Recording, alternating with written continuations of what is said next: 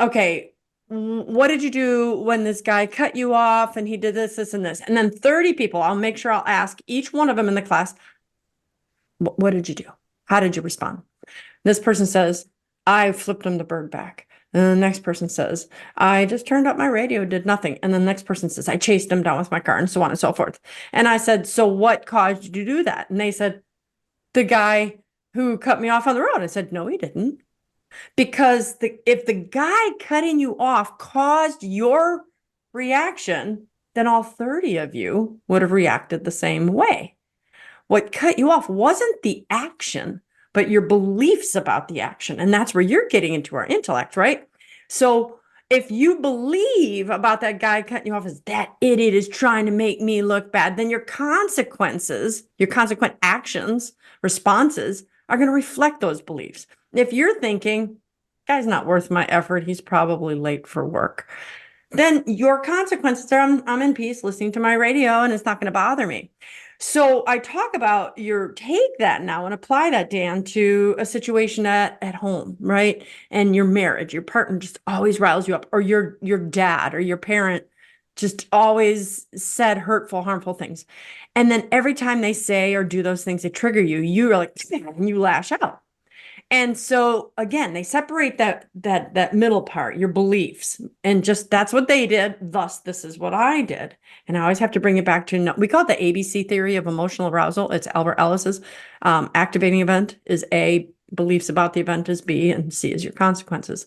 So if you want to change the consequences, you got to change your beliefs. So we'll do this thing about, okay, your little puppet. Okay, dance, Dan. Watch me make Dan Schneider dance. And I'm going to say this, and I'm going to do that, and I'm going to do that. And every time they do, you're like, ah. And I said, what your job is to cut these strings, right? You just cut these strings. So they're like, watch what I can do to Dan. And all of a sudden, time and working on it, they say or do those same nasty things. They make those comments. They do it. And you just go about doing whatever you normally did. And then the other person's like, I can't make Dan dance anymore. And so that's kind of, I think we're in the same perspective here is, you're surrendering your thoughts either over to the enemy, but look what you're doing to me, or going, in our case, I give it to God. You're God. That's the lie is it's weakness, and that flows as an emotion from a place of shame and woundedness. Mm-hmm. So that's where you have to catch it. You have to catch it because you have to look at its source, because we're over here focusing on the physical, the carnal, right? The anger outburst or whatever, but you've got to slow it down. I remember when I first started working with cases, I started getting blasted. You get really close, to the enemy. It's not like a little weekend seminar. You're week in and week out grinding it out. You're helping people. You're assisting at exorcisms, etc.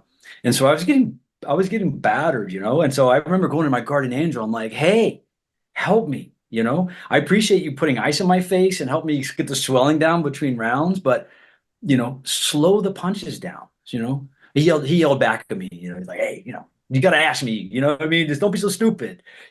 So your guardian angel said that. Basically, we talk like that. So like cab brothers, right?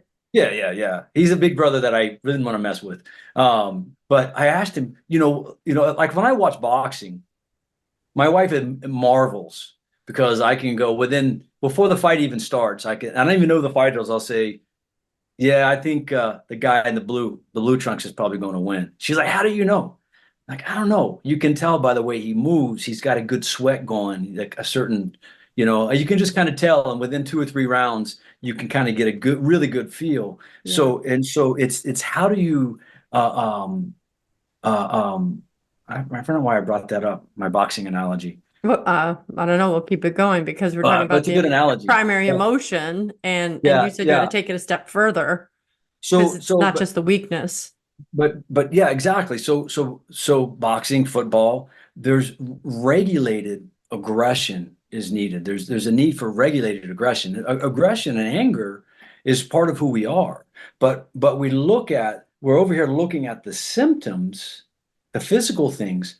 But the habituation. Gotta look at the cause. Here, what's pulling, right? Right. What's pulling the strings, and so we're over here focusing on the external, but something on the internal. It's like whack-a-mole. You remember that game, whack-a-mole? Oh yeah. Yeah, it's like whack-a-mole. You start whacking, sexual impurity, and you get that under control, and boom, here comes anger. Once you get your sexual life ordered, you start getting anger or judgmentalism, and all these other things start whacking on that, and then this pops back out. So it's a constant battle until you Yeah. get to the root causes of the not just the physical, but the Exactly. spiritual defect.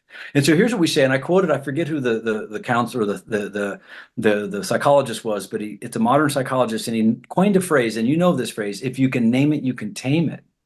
And so naming the emotion, he's talking about the emotions. Now, I'd use that by analogy to talk also about the spiritual, because behind the emotions and the moral and the defects in virtue, you're going to have an attraction, a psychological compatibility with the demon that's going to be continually working and grinding at that weak spot of yours. He's going to continually work that, if you can name it, you can tame it. You got to get this under control in the emotional realm, but the same thing, you can begin to militate against the defect and against the evil spirit that might be afflicting you. When it comes Yeah. to the triggers, the demon knows them. Why is it that we're always like this when it comes to the holiday season? Because there's always that one person in the family that pushes your buttons. Well, what's the best way to keep somebody from pushing your buttons?